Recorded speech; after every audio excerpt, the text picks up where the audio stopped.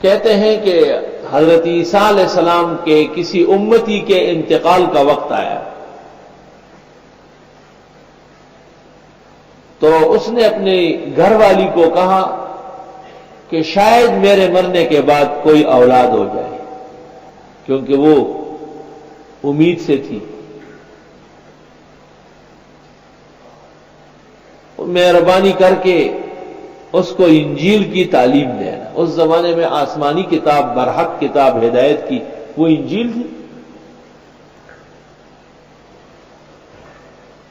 وہ شخص فوت ہو گیا اور اس کے مرنے کے چند مہینے بعد اس کے ہاں ایک بچی کی ولادت ہو گئی۔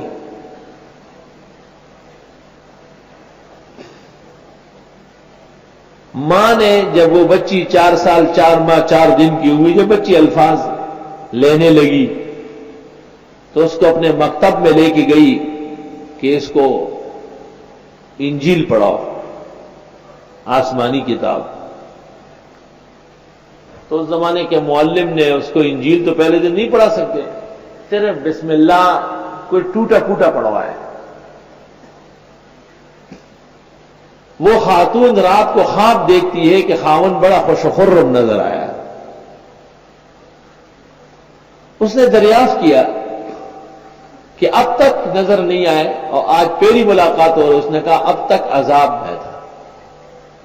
کہا آج کیسے چھوٹ گئے؟ کہا آج مجھے بتایا گیا کہ آپ کی بچی نے بسم اللہ پڑھا ہے۔ پہلے دن وہ ٹوٹا پھوٹا غلط سلط،